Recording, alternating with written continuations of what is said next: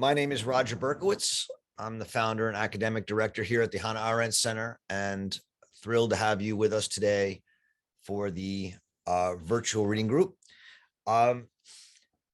We are continuing with the reading of The Life of the Mind. That said, we're on uncharted territory, and this group has been going on, I think, almost 7 or 8 years. Obviously, a few of you have been with us almost the whole time, but many have not.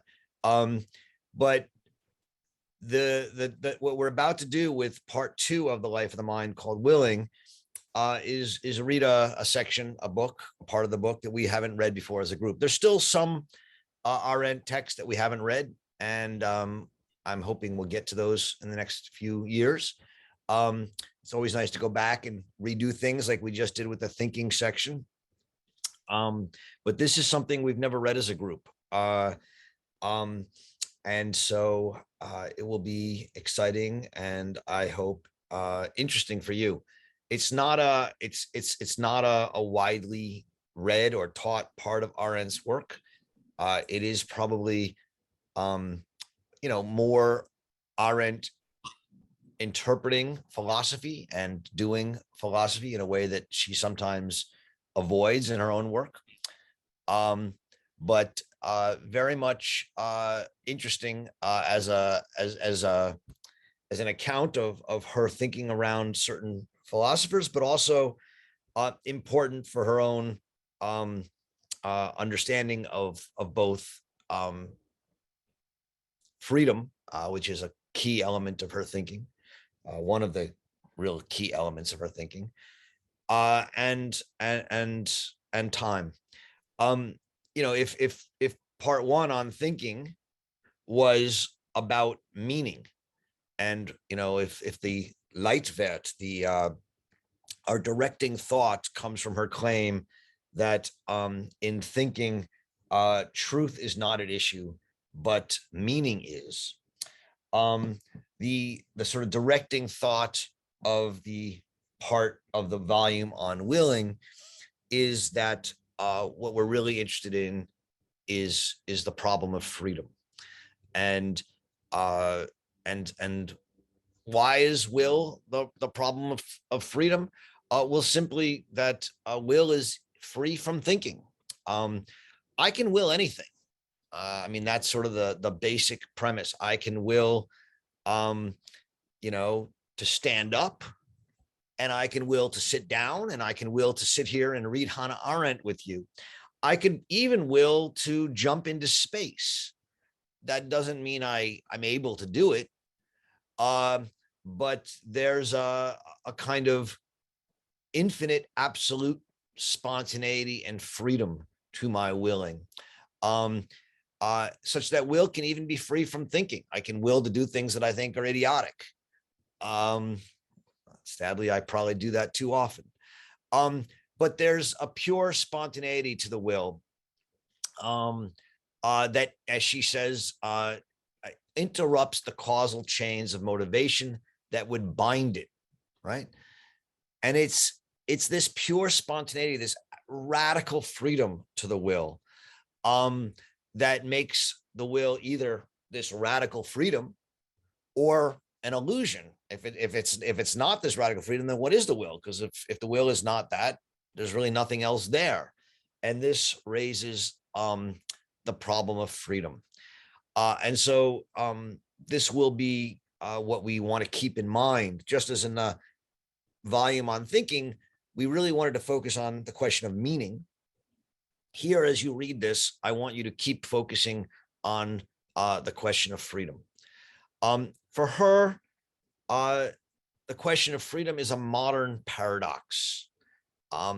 It's largely a product of modernity.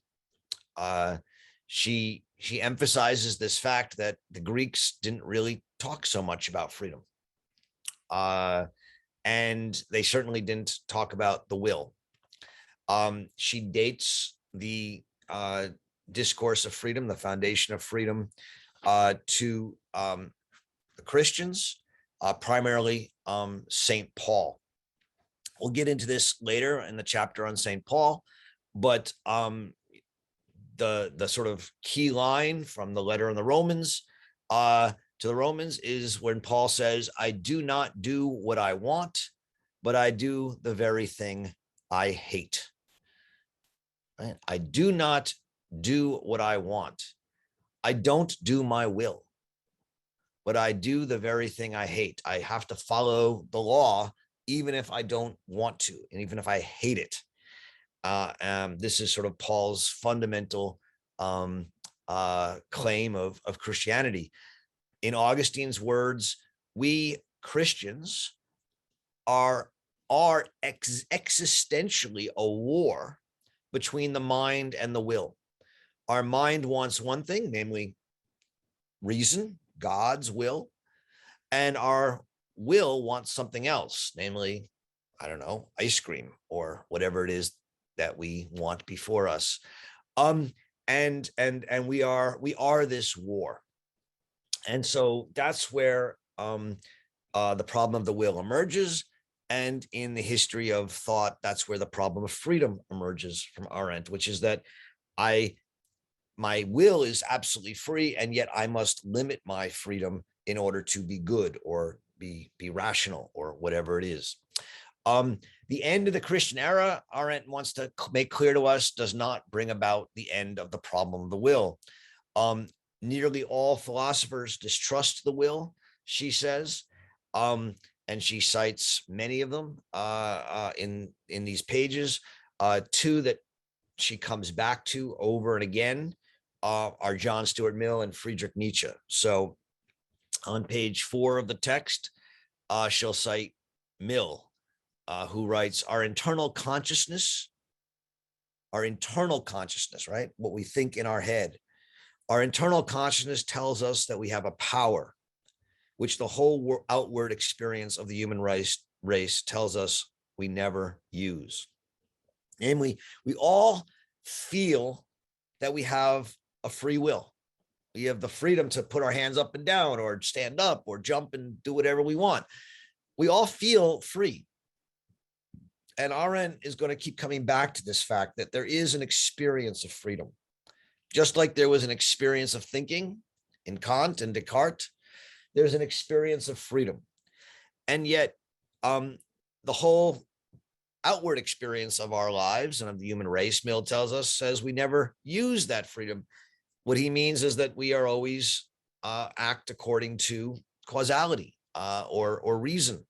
That we don't do these, we don't execute this radical freedom because we have to follow natural and moral laws.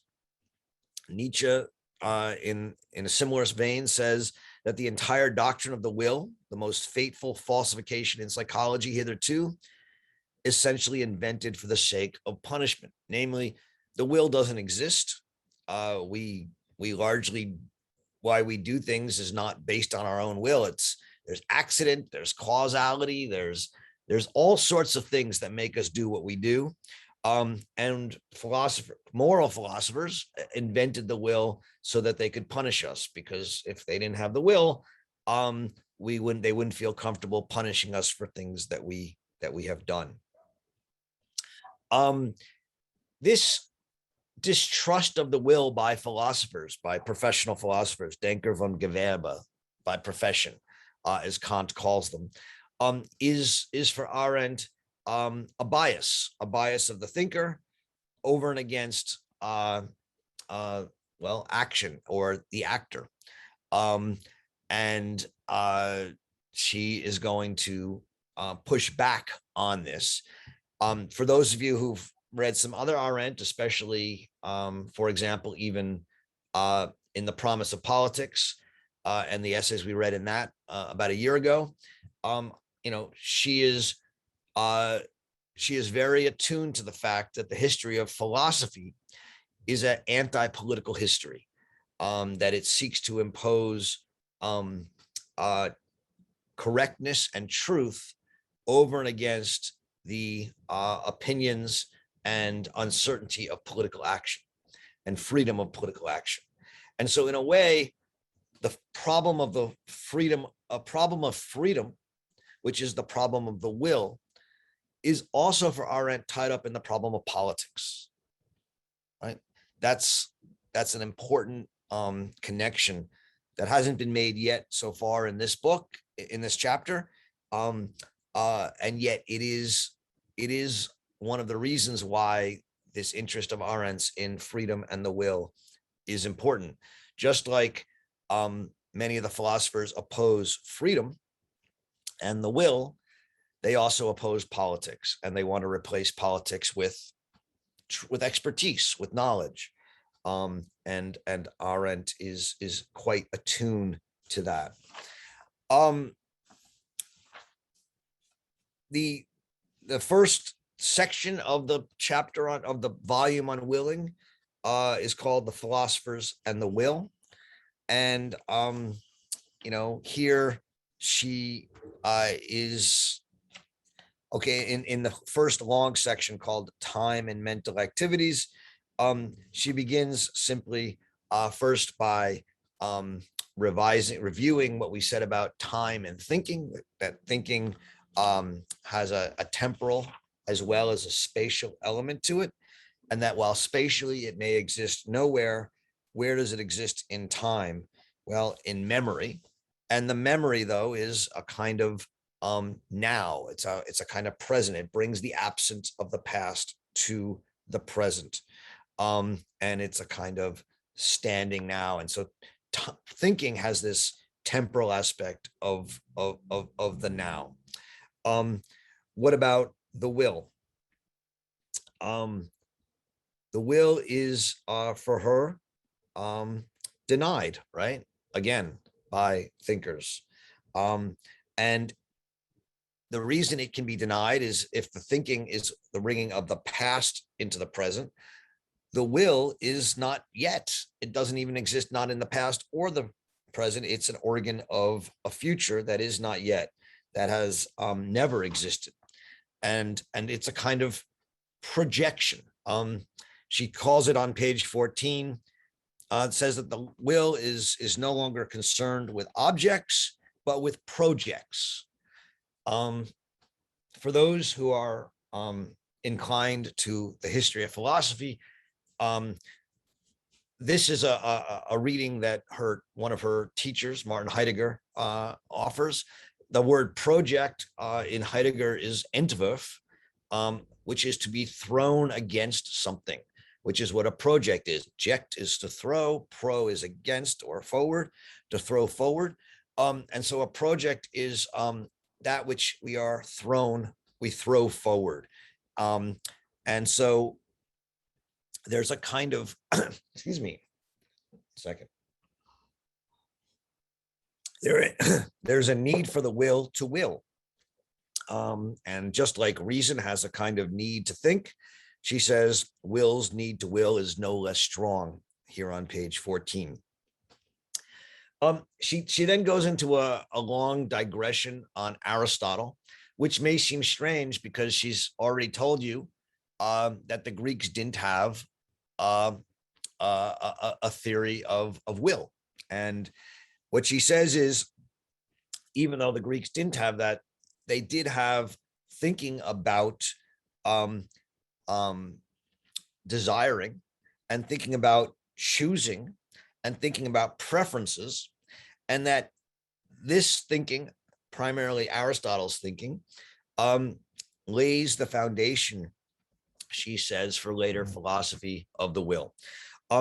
The key thought here is that for Aristotle, he makes a distinction between the kata symbepikos, the accidents, that which is according to chance, and the hypokaimenon, which is that which lies under. The hypokaimenon, hypo meaning under, and kaimenon from kairos, which means to lie, is the same word as the Latin subjectum, or our subject. The subject is what underlies that which is put on top of it, namely the accidents. The object is what stands against. Objectum is thrown against the subject. The subject is what is thrown under the object. These all come from the Aristotelian vocabulary of hypokemenon and kata symbebikos.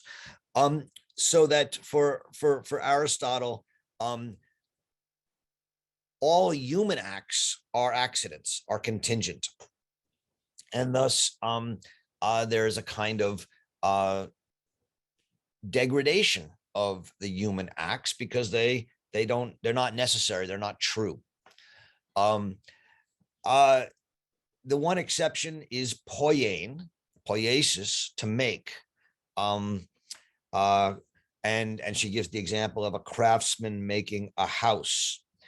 In that we have, in making the house, we have an image of the house in our head already, and that this image is a potential or a potentia, a power.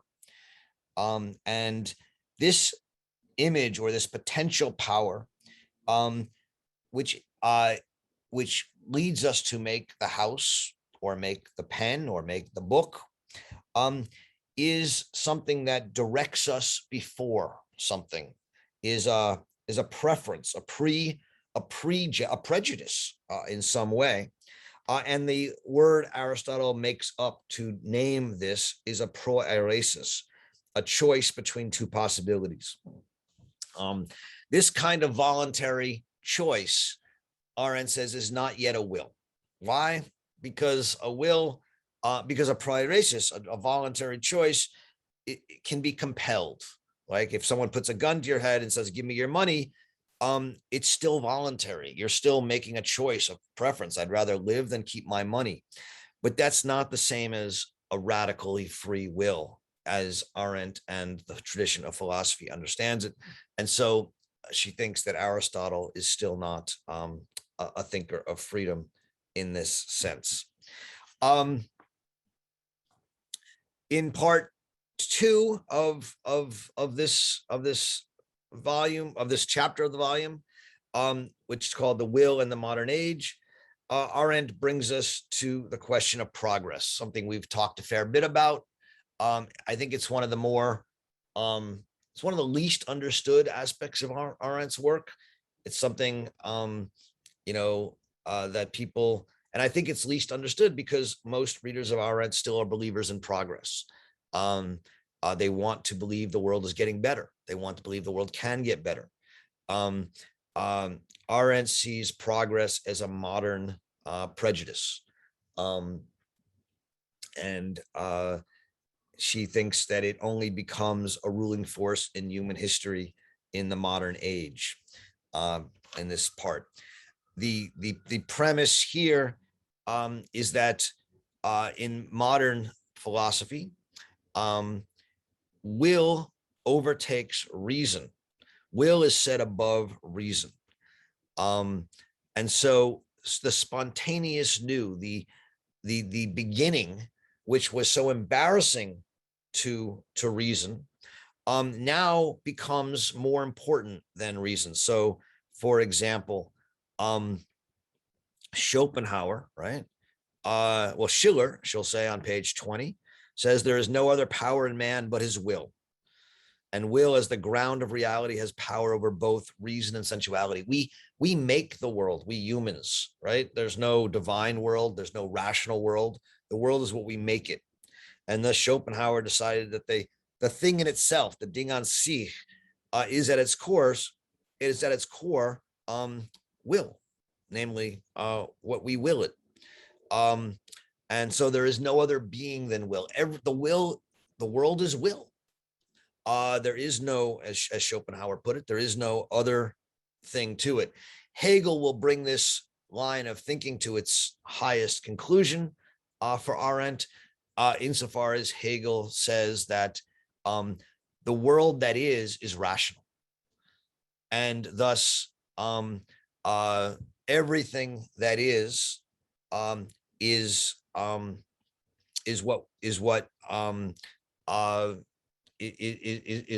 rational and is the will of God or the will of reason.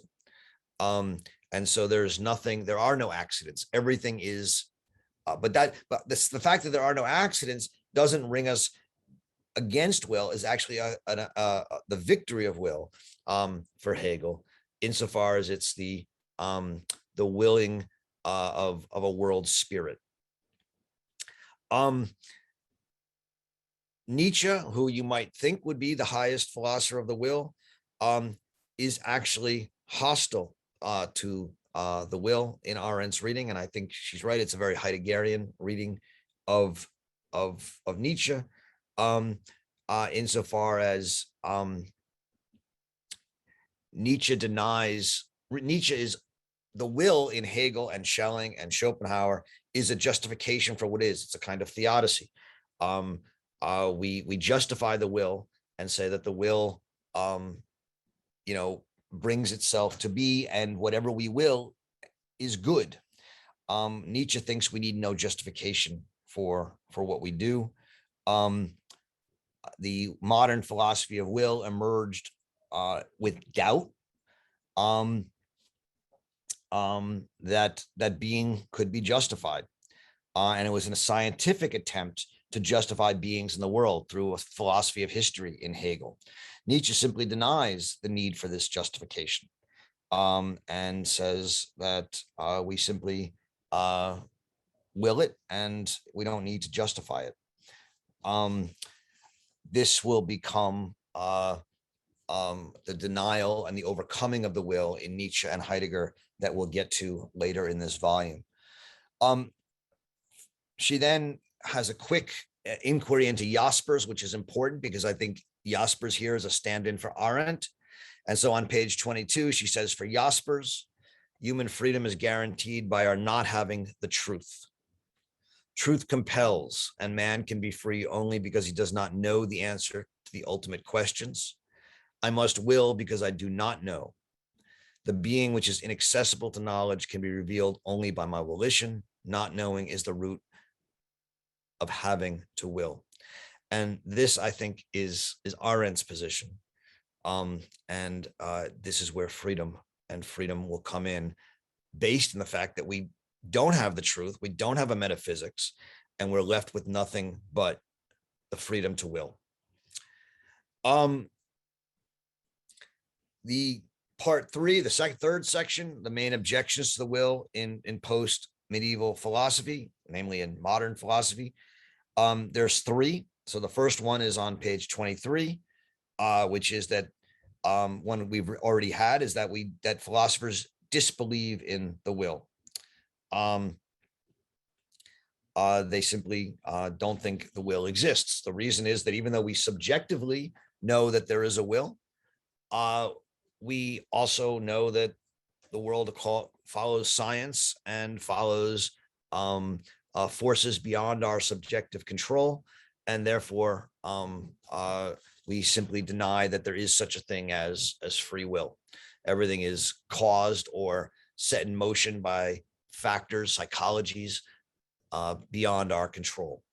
The second difficulty, on which he mentions on 26, the second of our ever recurring difficulties, is the inevitable connection between will and freedom, which we've already again largely discussed.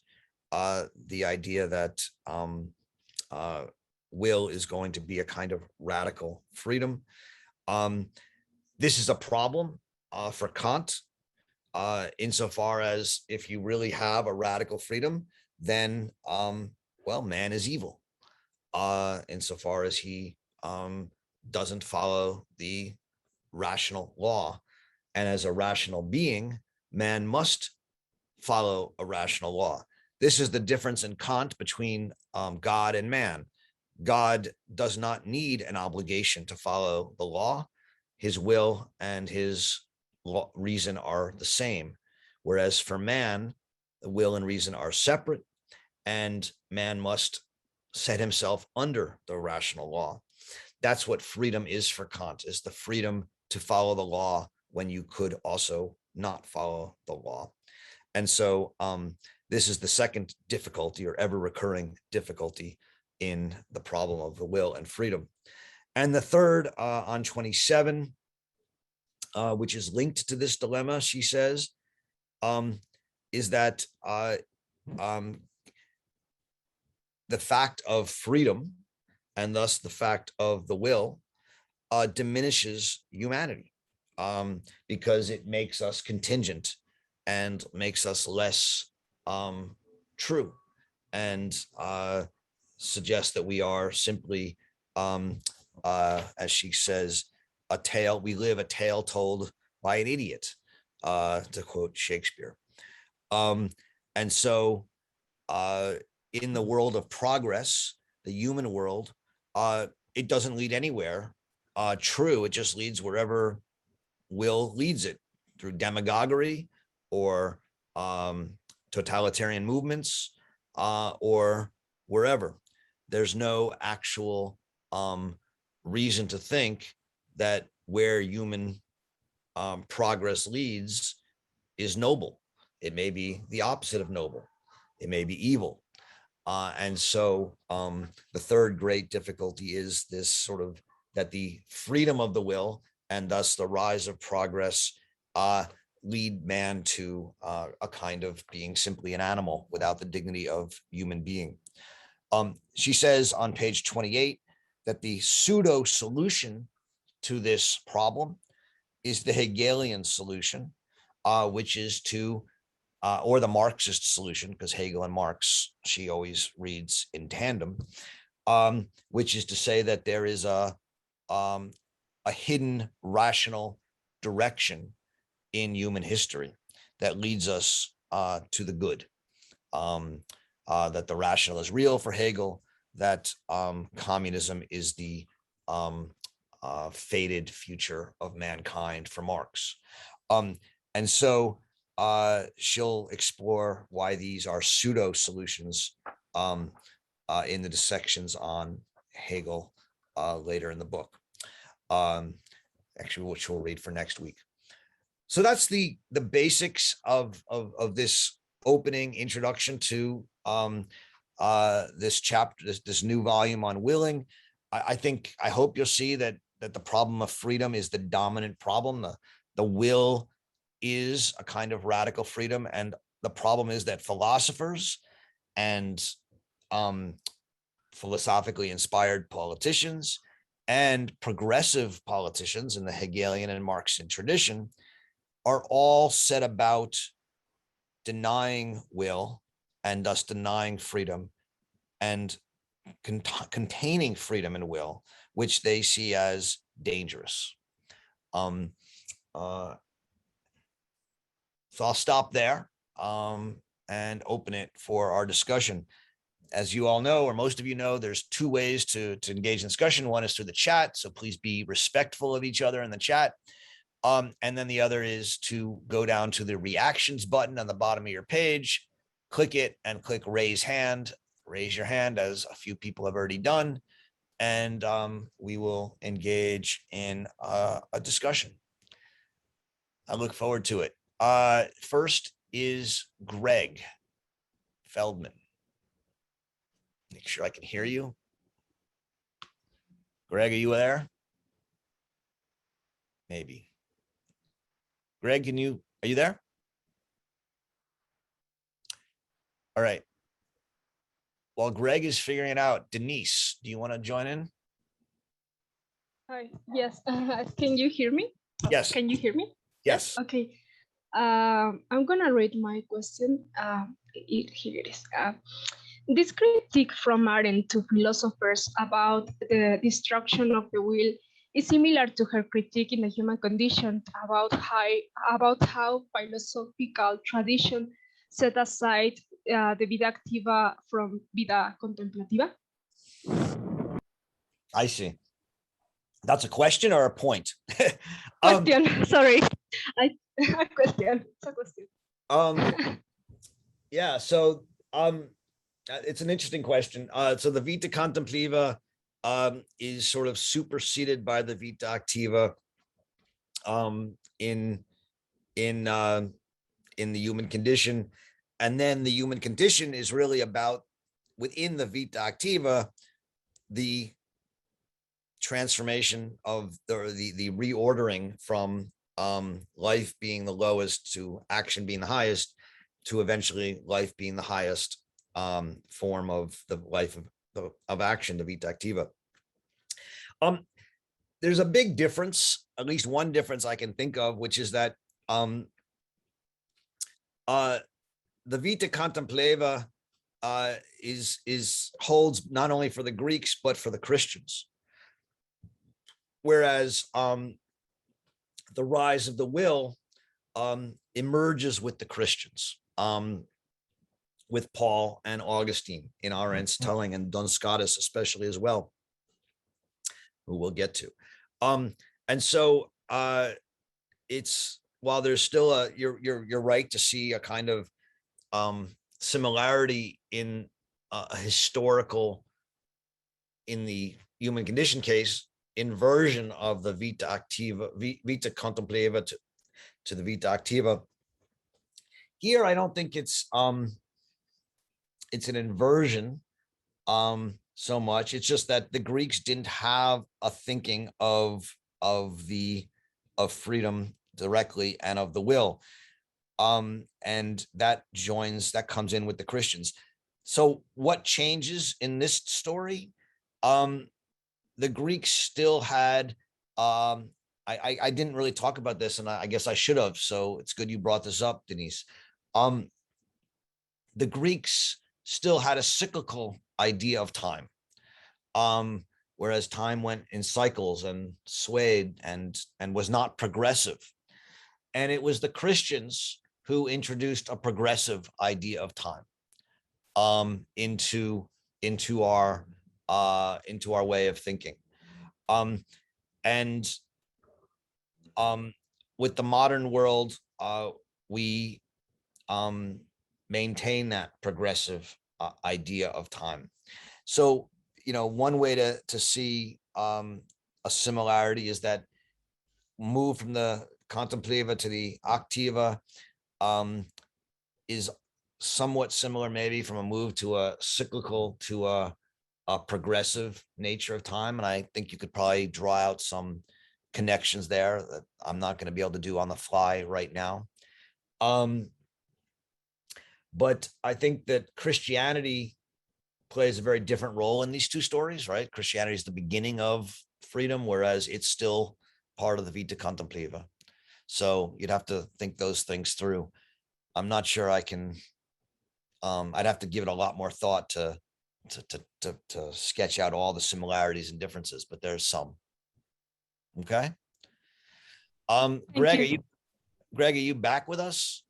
Or Denise, I'm sorry, Denise, did you want to add something? Oh, no, thank you. I just was confused about, reading this book and also reading The Human Condition, because I'm doing my dissertation about both books. It's kind of difficult, but thank you so much. It was really clarifying to me. Okay, good. Thanks. Greg, you're here now? Can you hear me? Yes, now I hear you. Okay, great. Thank you for your patience.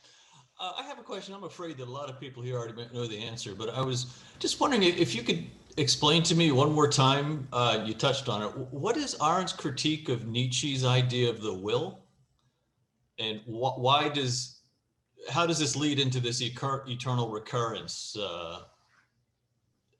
kind of Nietzschean idea? I never understood her critique there. Okay. Well, I mean, so I'm sure most people don't feel like they know this, so it's a good question. Interestingly enough,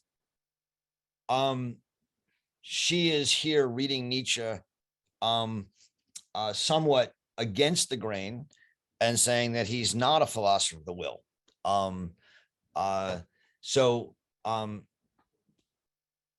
In the will to power, I mean, I don't want to get too in the weeds here, but in the will to power, we will to ever augment and increase our power. And thus for Nietzsche, will is becoming, and it's a constantly overcoming that seeks to stamp being on becoming. and make becoming what we are, and that we are constantly becoming creatures. At the same time, in his eternal thought of the eternal return of the same, we have to will the world as it has been, so that we don't resent our powerlessness to change the past. And so the will to power and the eternal return come together in that sense, in that in willing that the world is, that the world is as we wanted it to be, we assert our power to make the world the way it is. And thus we make it that we willed the world the way it is, even if we hadn't, because we that way we don't feel powerless in our ability to change the world and change the past. What he calls the stone of the past is the fact that the one thing we cannot do ever, no matter how powerful we get, is change the past. And since we can't change the past, the one thing we can do is will that the past is good, and that we would have willed the past just the way it is. And that's the eternal return of the same. And that gives ourselves the power to have made the world as it is. In this sense, however, Arendt wants to say about Nietzsche that he's not, that he has a kind of that he has hostility towards the freedom of the will, which he says is 100 times refuted. He simply doesn't think we have free will.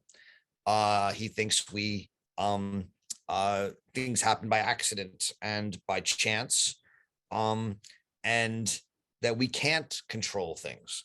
And so he is not, in Arendt's word, in Arendt's reading, he is not a philosopher of the will, unlike someone like Hegel.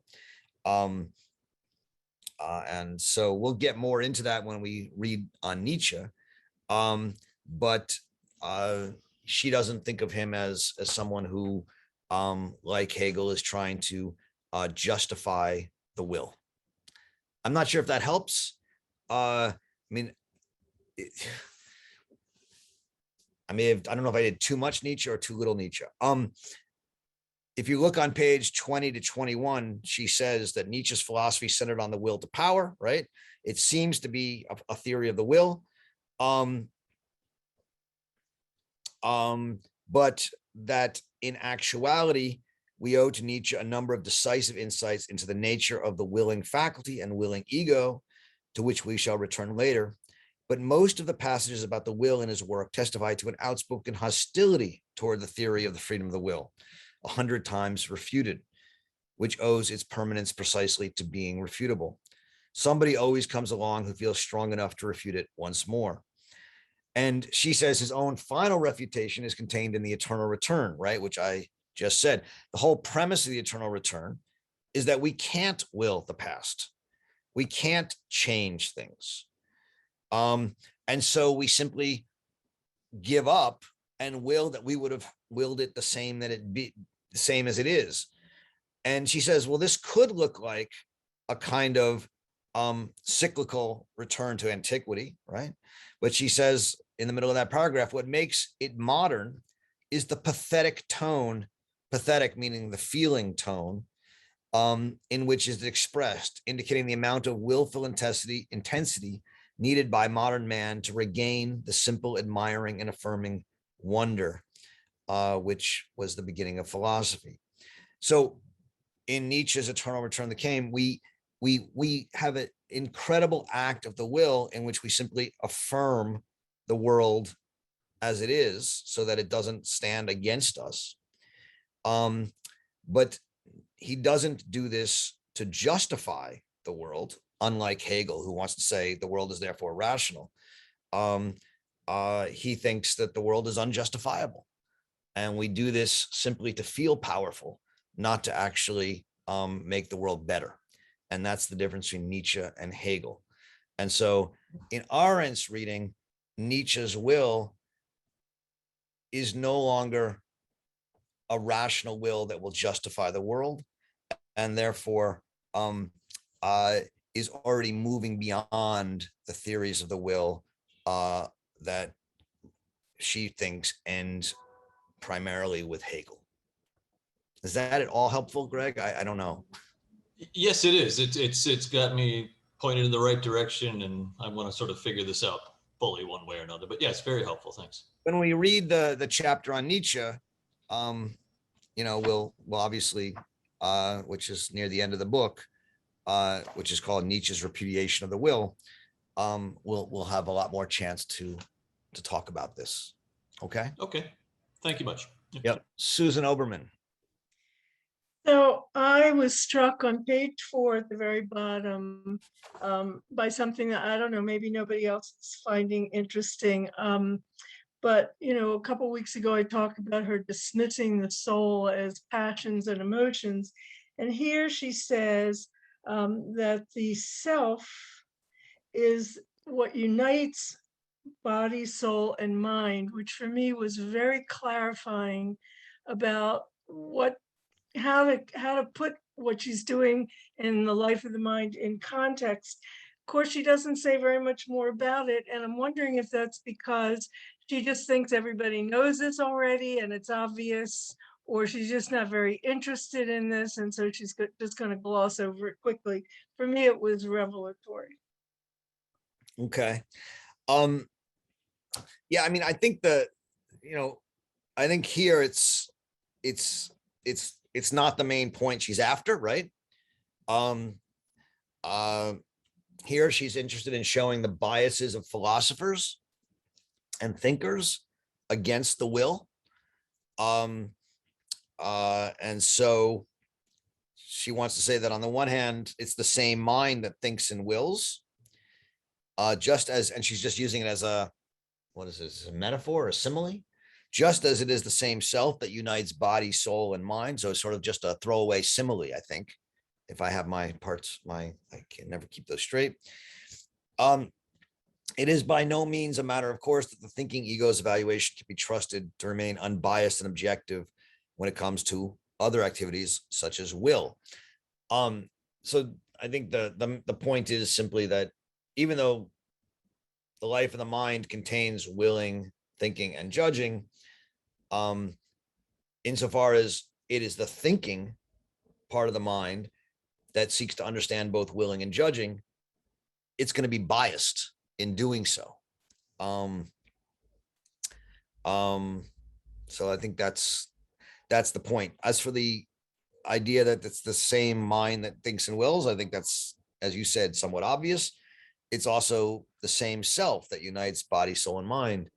I think she's just trying to make that analogy, maybe is the right word. I don't know. I'm sorry, I'm bad at these things. I just because at point she'll say the mind is not the self.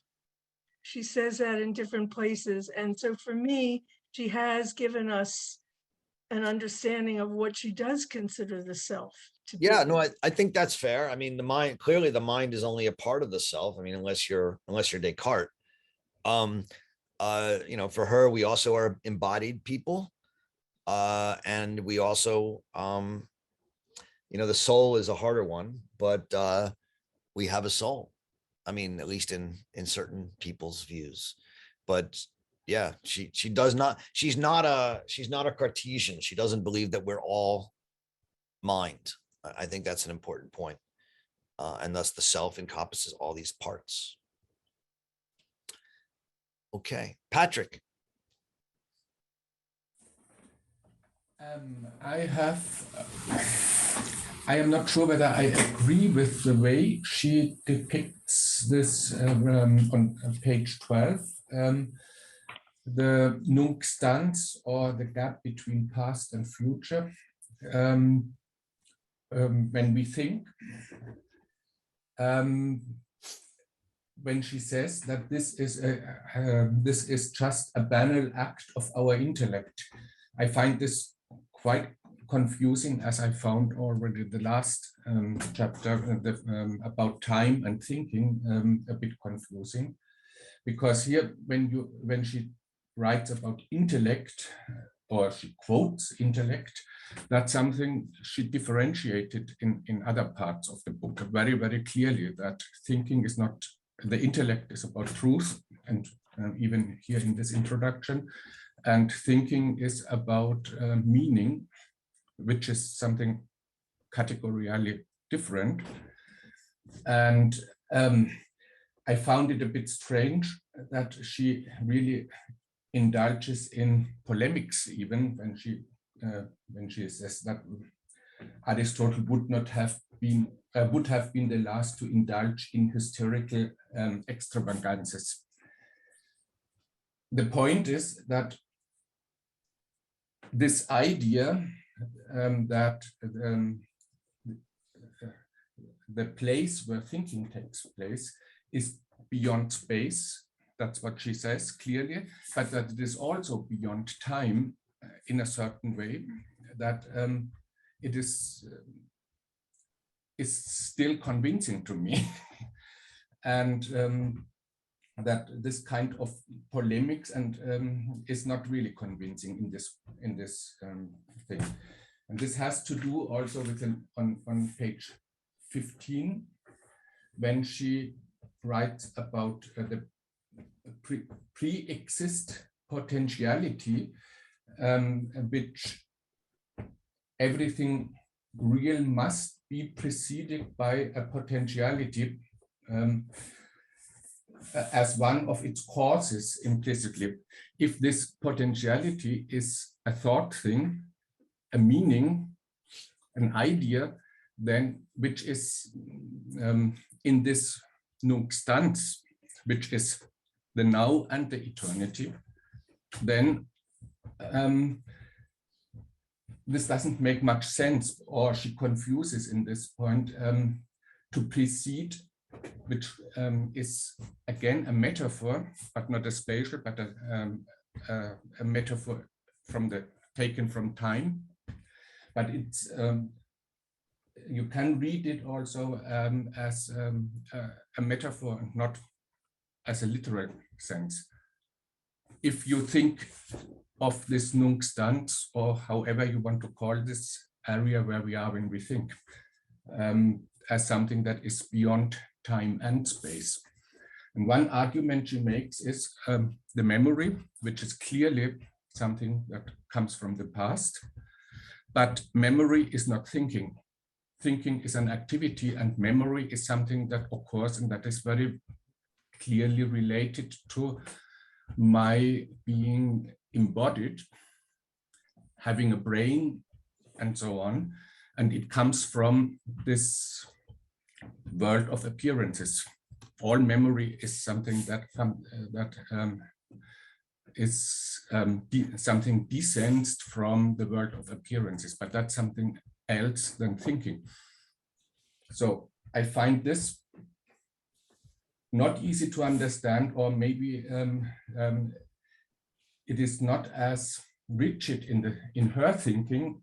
That's a question to me. In the one hand side, with the spatial metaphors, she talks clearly about a metaphor. Here, with these time metaphors that are taken from time, or which could be read as metaphors, she just takes it as if it was literally meant. Yeah. So, so I am a bit maybe more on the side of these mystics from the medieval ages, maybe without this divine. I mean, part of this, Patrick. So let me say, I don't disagree with a lot of what you're saying. I think part of this is raises the question of how we are to read a book like this of Hannah Arendt's, right? Hannah Arendt spends her whole life saying she's not a philosopher, and then writes this last book, which seems to be close to a book of philosophy of some sort, and raises some fairly weighty philosophical questions. I think if you read the book as a philosopher, looking for a theory of thinking and willing, you're not really going to get what you want. I mean, look, this may be a controversial claim on my part. I don't know. I've never found this book. I've never been able to read this book as a book of philosophy. To that extent, if you're asking for where does Arendt think thinking is, which is what she where are we when we think? And she offers us a couple of metaphors. Nowhere, a battleground, the gap between past and future. There's a kind of timelessness. All of these things are attempts to say something about thinking. Why? Well, as I said earlier, the leading question is that thinking is about meaning, not about truth. And she says on 211 in what we read last week, I do not think that it is the land of truth. It certainly is the only domain where the whole of one's life and its meaning, which remains ungraspable for mortal men, whose existence in distinction from all other things, which begin to be in the emphatic sense when they are completed, terminates when it is no more, where this ungraspable whole can manifest itself as the sheer continuity of the I am.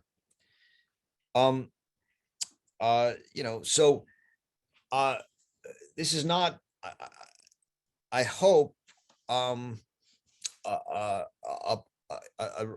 hope it's a beginning of an answer to your question, which is that, if you're looking for a theory of where we are when we think in Arendt, a philosophical account, I don't think you're going to find it. In the beginning of Time and Mental Activities, which we're reading for today, she says, when on the bottom of 11, when we decided to inquire into the time experience of the thinking ego, right? We found our question no longer out of place. Memory, the mind's power of having present or what is irrevocably past and thus absent from the senses, has always been the most plausible paradigmatic example of the mind's power to make invisibles present. Now, is memory the same as thinking? No, but it is a power to make invisibles present. And by virtue of this power, the mind seems to be even stronger than reality, right? This is, I think, the important point. And in the same way, she's going to say that thinking is out of place, is counter to reality in some ways, and yet is tied to reality by metaphor and by the need to make sense. And thus, the time region in which this salvage of the past takes place in the present, a kind of todayness, a standing now, an enduring present, the gap of the future, all these metaphors.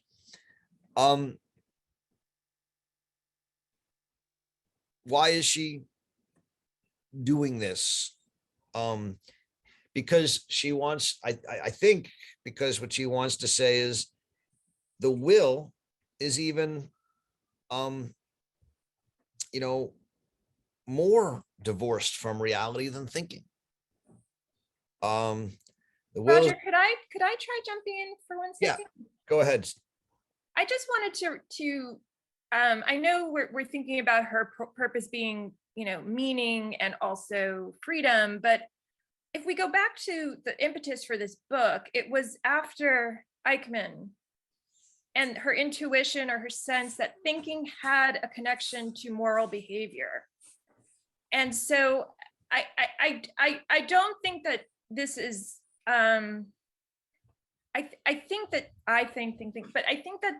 she's trying to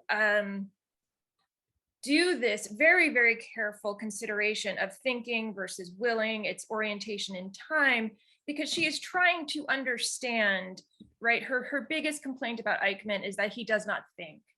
This is the banality of evil. How much responsibility can he take? How do we make him culpable for these things? And that she thinks that thinking is related to that. And so I would say that one of the ways of trying to stick with her in this text is to always be relating back to this impetus to understand, not that we derive morals from thinking, but that thinking is somehow related to the way, and it's not what we think, it's whether we think or not. Yeah, but I don't understand. But this, the question that Patrick asked is about these metaphors of time and place, space and time.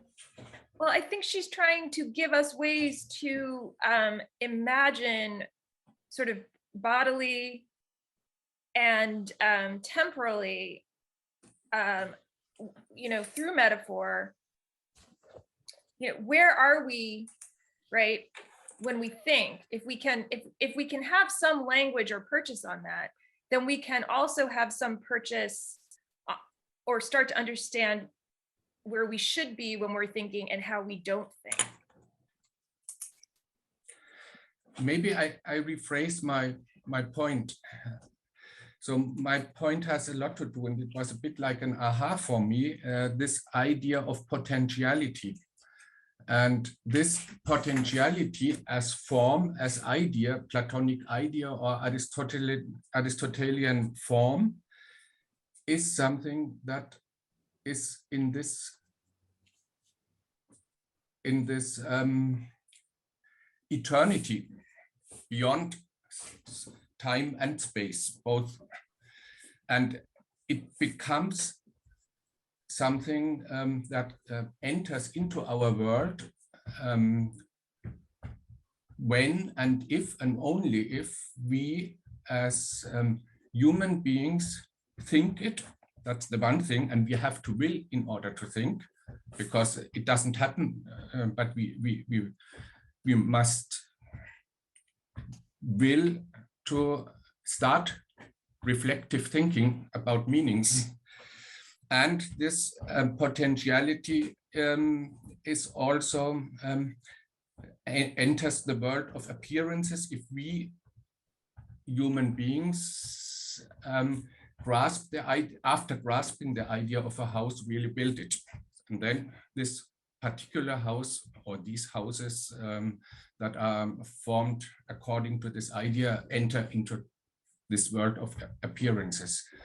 So if I take it like this, then I can reconcile the freedom, the free will, because it doesn't force us to do, to think, but we have to will to think, and also we also have to will in order to make something happen in this world. So here's what I'll say about this, Patrick, is her discussion of potentiality, which is a discussion from book Theta of Aristotle's Metaphysics, or I think book 7, which is usually read as a thinking about being and becoming, right? And that's how Heidegger interprets it in his book on book Theta of Aristotle's Metaphysics. Arendt is doing something very different with it here. She's trying to account for the fact that in her telling, which she's relied on a number of people, Gilson, Hobbes, and others for, the Greeks don't talk about willing and freedom. And And so she wants to say that obviously they did have an understanding of voluntarism and of preference, etc. And she goes through this whole thing. What is it really about? I think you can only understand it when she, says that this is on page 18, the reluctance of the Greeks to recognize the will as a separate autonomous mental faculty, finally seated during the long centuries of Christian philosophy, right? So the Christians changed it. Whatever its indebtedness to Greek philosophy, and especially Aristotle, whatever. I mean, I honestly think this is somewhat of a long digression that is an attempt to sort of, in her own mind, work out to what extent the Greeks did or didn't think about the will. Whatever its indebtedness to Greek philosophy, and especially to Aristotle, it was bound to break with the cyclical concept of antiquity and its notion of everlasting recurrence. That's the main point. Again, I don't want to deny that it's worth going into the stuff on proeresis and potentiality. It's fascinating. I spent 2.5 years of my life at one point reading book Theta, the Metaphysics, and it's something I care a lot about. But for Arendt's perspective, what she's really interested is how in the pre-Christian world, for the Greeks, freedom was still, I can do, as she says on the next page, and I can do something. Whereas, and as a result, and for the Christians who begin time in a story that has a beginning and an end, freedom becomes not I can do, but a datum of consciousness, right? Something that I think, free will. And this is the big change that Arendt wants you to pay attention to, that we move from freedom as being not a slave and being able to do things and do what you want, to freedom as even if you are a slave, you can will that you have the freedom to move your hand up and you have free will. This is the real change that she's focusing on and wants us to be aware of. And this move to freedom as something of the consciousness, as free will, which is what she thinks the philosophical approach to freedom becomes, is for her ignoring the Greek idea of freedom as an ability to do things. I'm sorry, we got to mute. Someone's typing or something. So that's where I would put the emphasis. This is not a place where we can go into a full discussion of Aristotle. But I hope that we understand this basic idea that in the move from a cyclical time to a progressive rectilinear time, we have a new idea of will that emerges, which is going to be a will internal to my consciousness. And that's what she's really focusing on here. I hope that makes sense. Yes, I think that this makes sense. This differentiation of a cyclical time concept and a linear time concept with regard to our life in this world in which we are a self. But this other statement that so on page 15, the view that everything real must be preceded by a potentiality as one of its causes, and then cause is again something from this common sense word or the intellectual word, implicitly denies the future as an authentic tense. The future is nothing but a consequence of the past. But this is, I think, only this conclusion only works if you take preceding in the literal sense. And then when she then concludes any notion of the will as an organ of the future, as memory is an organ for the past, was entirely superfluous. Mhm. And this is, so I don't buy into this. If I really take these different spheres and what you differentiated earlier seriously, and that's not about, that's not because of a discussion of philosophers, but if I try to reflect on the experiences of as a thinking mind and as a willing mind. So Okay, that's but I mean, so I think we can leave it at that. All right. I mean, I'll just say, you know, I don't know why you find what she's saying. I guess it's a question I have. I don't know why you find it unconvincing. If you have a view that the future comes from a potential idea in the past that it already exists, then you're not really going to get to a theory of the will. So I think that's her point here. And I don't see what would be controversial about that.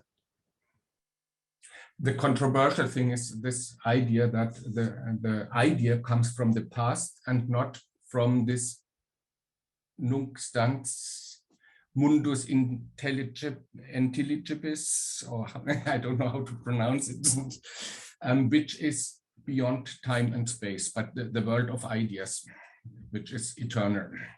Mhm. So that's the point. But, Right. but Okay. You know, I mean, in a sense, this is in the end, what's at stake here is a reading of Aristotle. So I'm not sure how important it is to us here. And we may just leave it at that, if that's okay. Okay.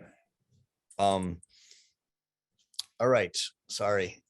You look, this is, and one thing I'll say about this book is it's often, I mean, she always interprets other thinkers in her work, but in this book, much more so than in any other work of hers, is she doing readings of particular thinkers.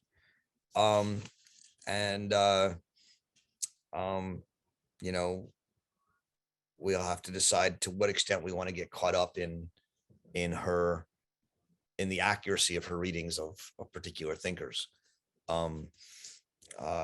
I think she's a brilliant reader of texts and of philosophy, but she does it with she always reads them with an eye towards making her point.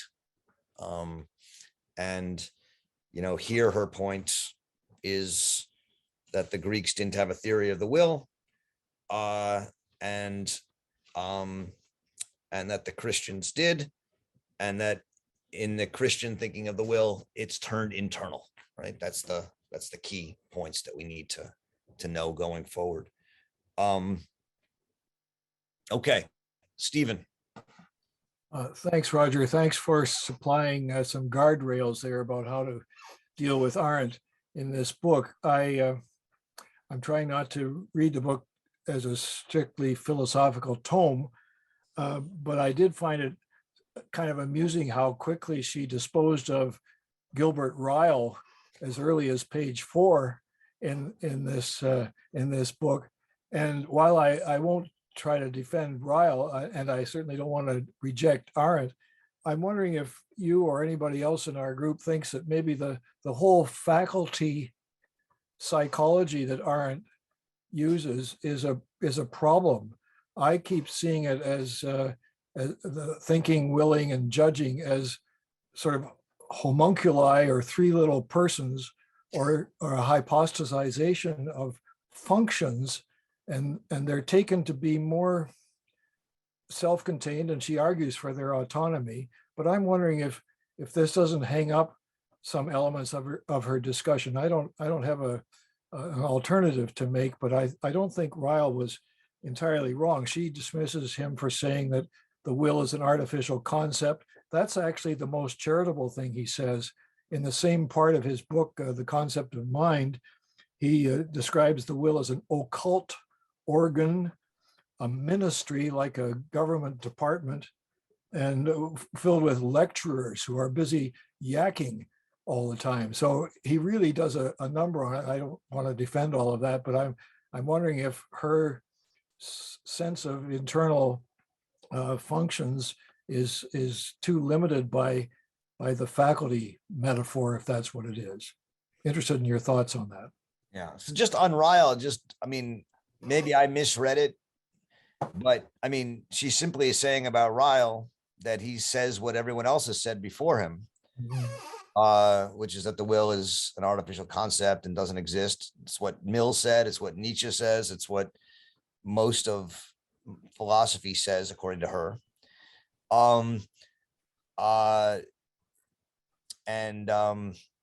I don't think I think she doesn't particularly think much of Ryle insofar as he ignores what came before him. He's an analytic philosopher, this type that doesn't pay attention to philosophy. And so she doesn't like that as a style, but she's not saying he's wrong she's saying if he's wrong, he's got good company in this. On your bigger question, not about Ryle, but about the faculty question.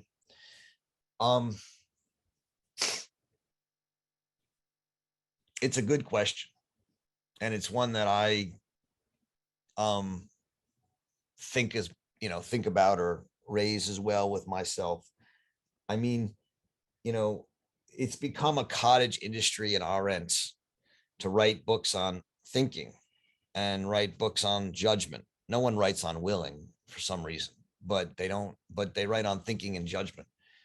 And clearly Arendt is making distinctions between thinking and judgment, and I think they're meaningful. And yet, at some point, I think it's hard not to read these texts and think, are these really different? How different is thinking from judgment, and can you really separate them? And just like when she separates labor, work, and action, parts of labor are action and parts of labor are work, and parts of work are labor and parts of work are action. And these are, as she says in that book, they're artificial distinctions that can't be upheld in reality. Anytime you actually look at a human being, they all have labor, work, and action, and they all three parts of these things, bleed into the other. It's a mistake to read them as sort of three completely different faculties of the human condition. I think the same is true of thinking, willing, and judging. So what is it? I think that the question is not to say that they're fundamentally different. The question is why, what do we get from looking at them independently? I think with thinking, you get an inquiry into meaning. Now, as Tara said, yeah, you also get an inquiry into meaning, insofar as meaning demands that I make myself meaningful and in some sense consistent with myself. And is this activity of thinking also politically meaningful in potentially preventing evil? I mean, that's certainly a question she asks. Why inquire into willing? Well, I suggested that the reason we inquire into willing is because willing is the quality of freedom, and we want to understand both what freedom is and why so many philosophers are so hostile to freedom, and thus hostile to politics. And then judgment will have its reasons as well. So I think the point is you can profitably look at all three of these aspects of the life of the mind, faculties of the life of the mind, and learn something and get something from them individually.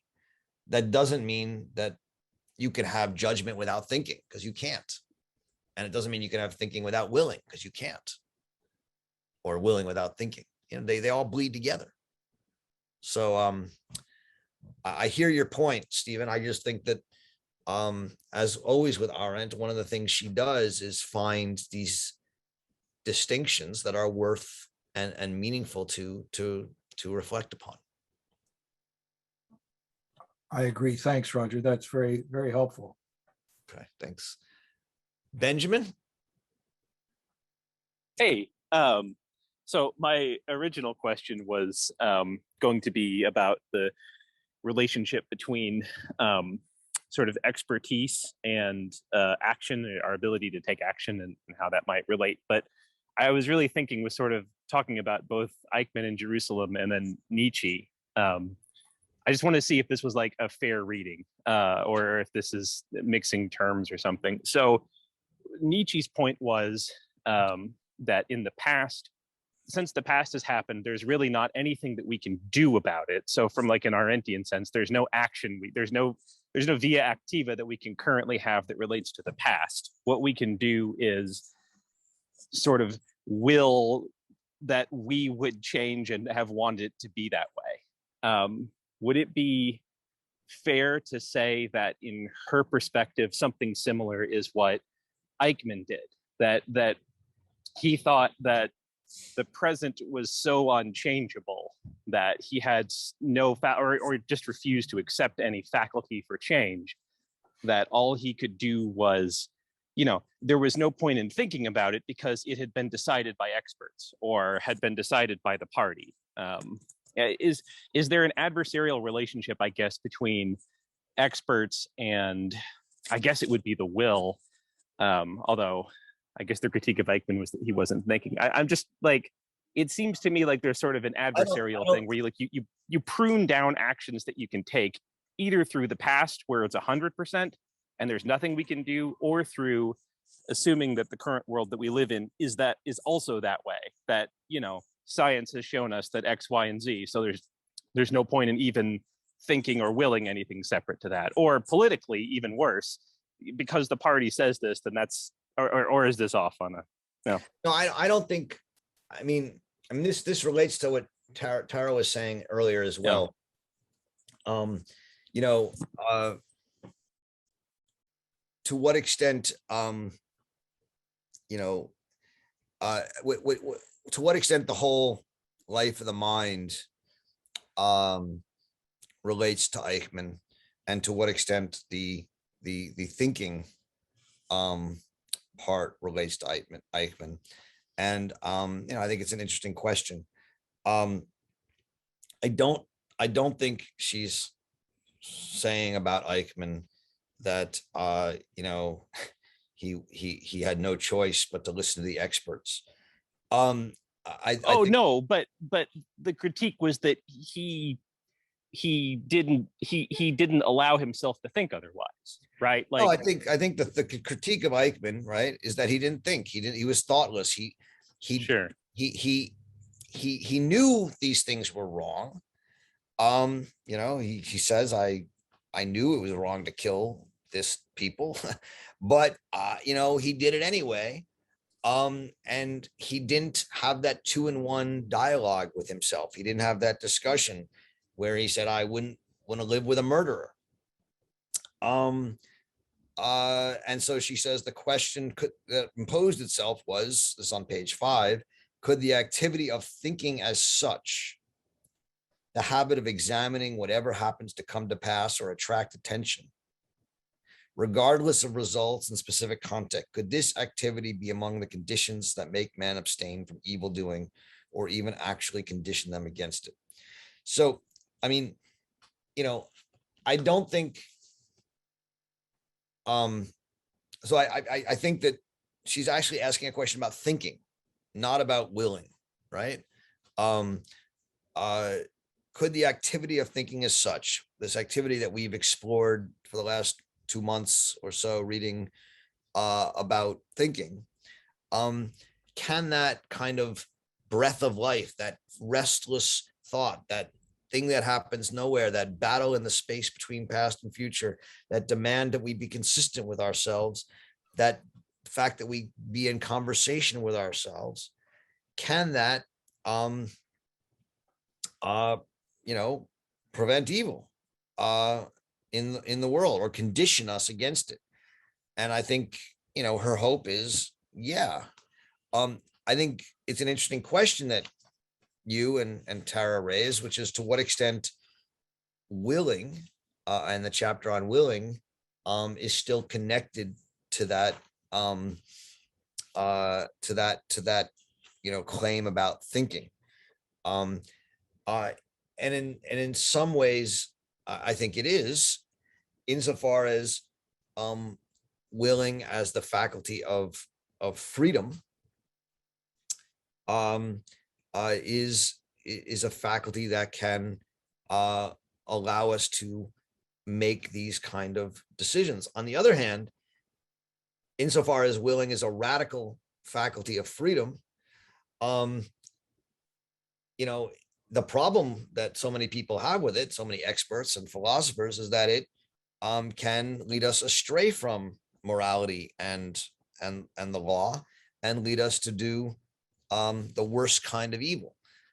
I don't think that's what Eichmann's problem was. Eichmann was not someone who willed to do evil. I mean, that may have been Himmler's problem, right? And Sure. and Hitler's problem. But Eichmann's problem was not that he had too strong a will. It was that he didn't think. And I think that's a big difference. Mm-hmm.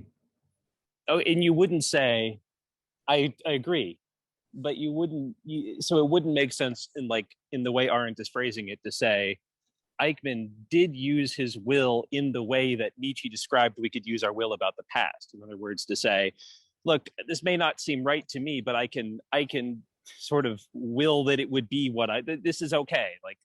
Or did he just fail to employ either fact? Willing doesn't really come into it. He didn't think, and he just sort of acted as an automaton, or, Yeah, I mean, I think the closer reading is, what Eichmann himself said at the trial, which may come close to what you're saying, which is that he had a reading of Kant's categorical imperative, which is that I must act such that the maximum of my will accords with universal law, or accords with the law. And he said I should act according to the law.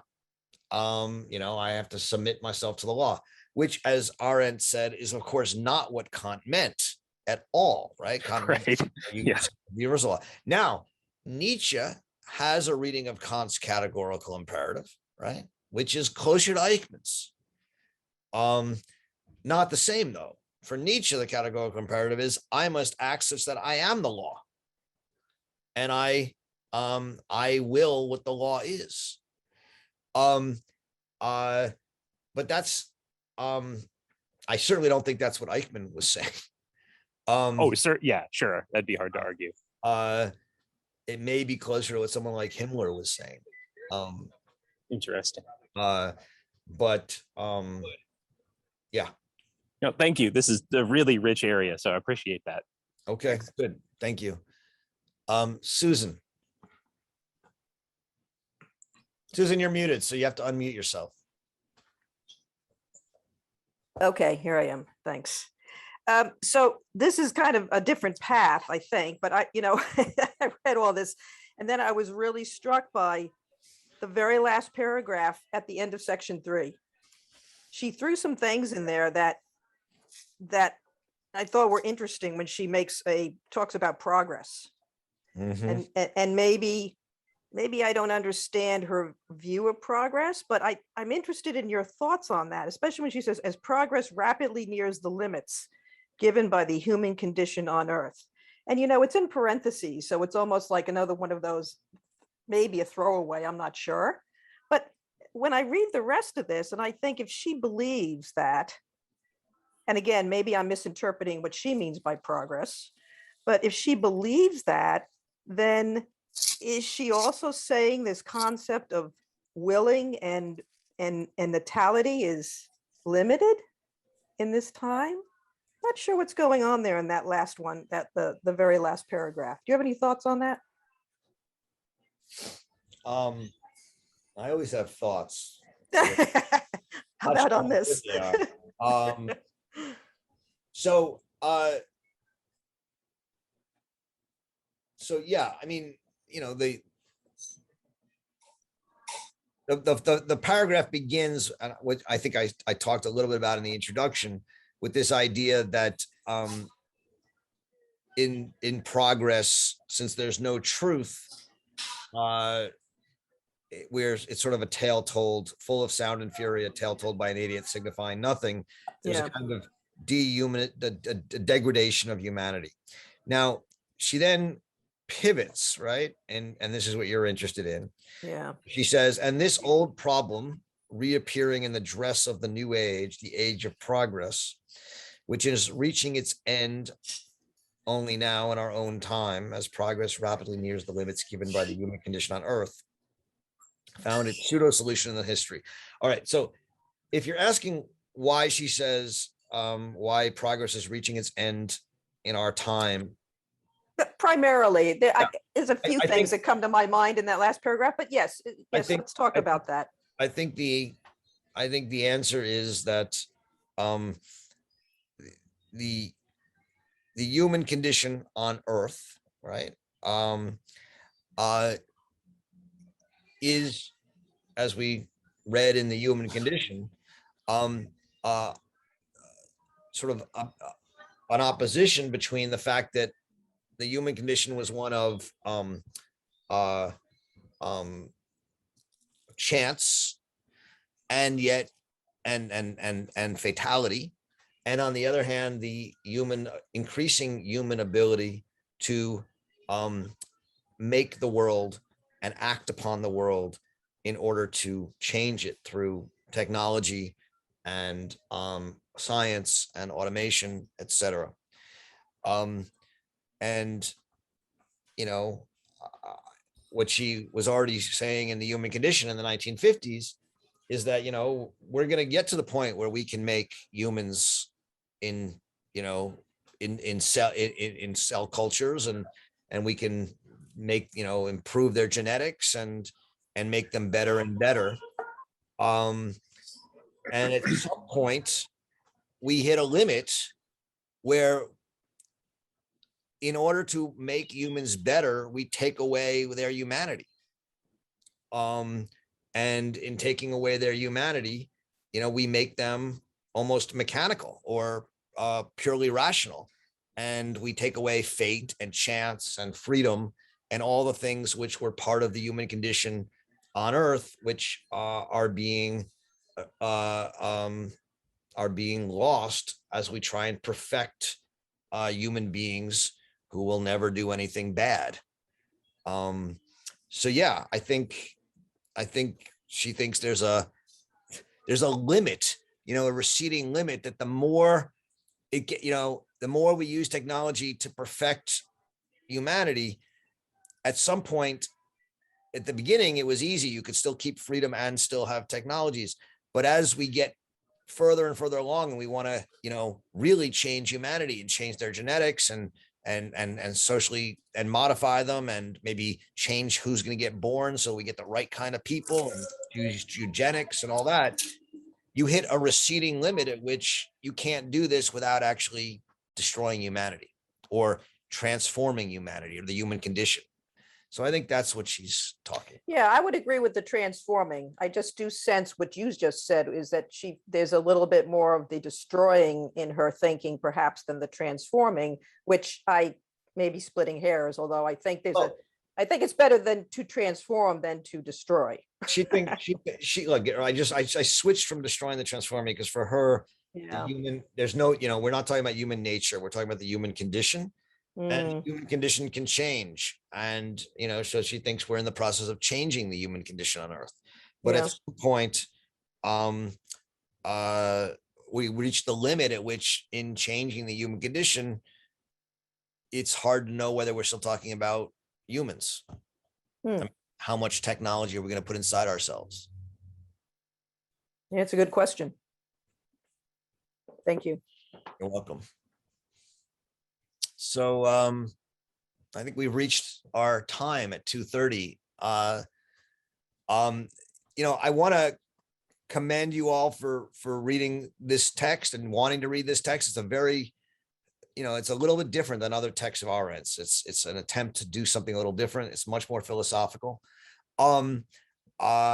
I think it's going to be exciting, and I hope it's already exciting. But the sections on Hegel, which we're going to read for next week, and the problem anew are really important.